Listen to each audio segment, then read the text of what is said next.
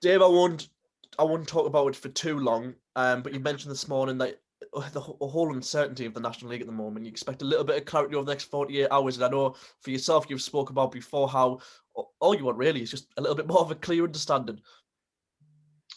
Yeah, we hope so. I think, I get it's difficult. I totally understand where people are coming from. I just think that the communication, the communication between clubs is more than the communication between the National League and clubs, which again can't be the case in my opinion.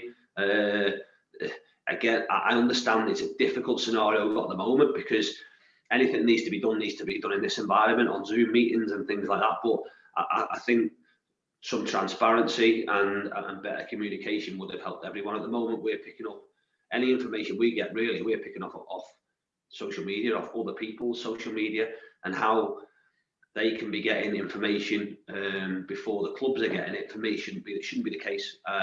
So there's obviously a meeting today, I believe, and there'll be some more questions answered. Whether all the questions are answered, I'm unsure.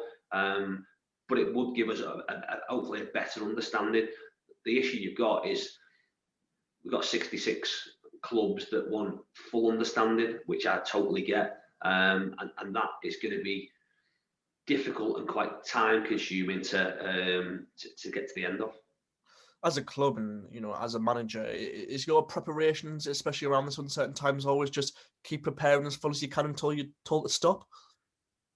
Yeah, I've said this before, and we'll, I suppose, do all of our stuff around minimising excuses. We'll use no excuses whatsoever, and controlling what we can control. We speak about this on a football pitch, to take the everything around it. There are certain things on a pitch that we can control. There are lots of variables within football matches, and we have to use that, I suppose, in the bigger picture.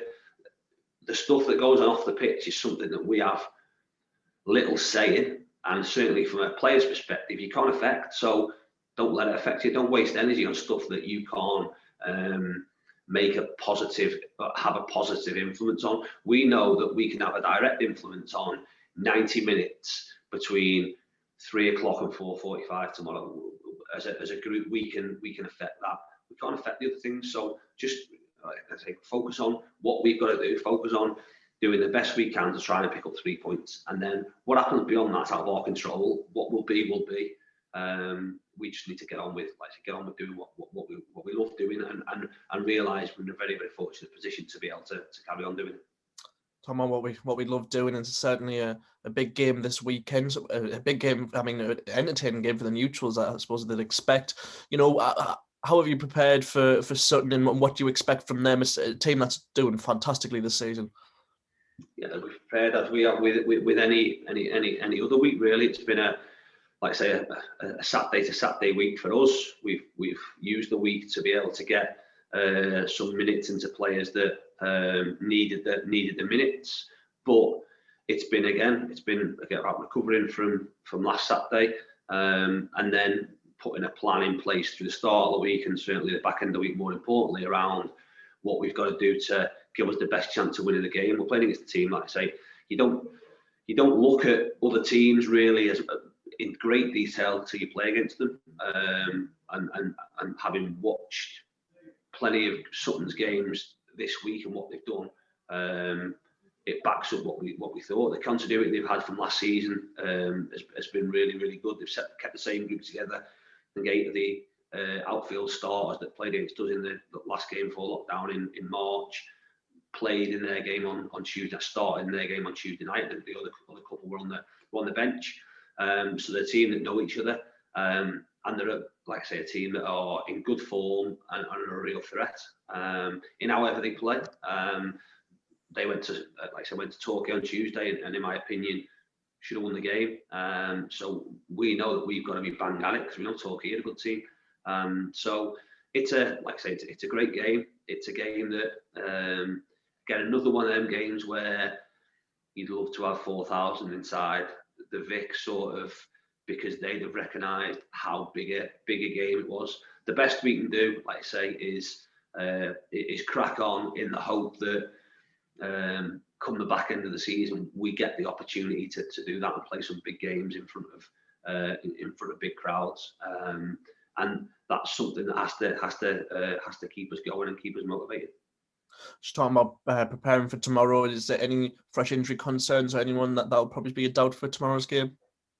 No, aside from obviously Moles, who's suspended, everyone's available, and like I say, we're in, I suppose, a fortunate position that we're not carrying lots of injuries.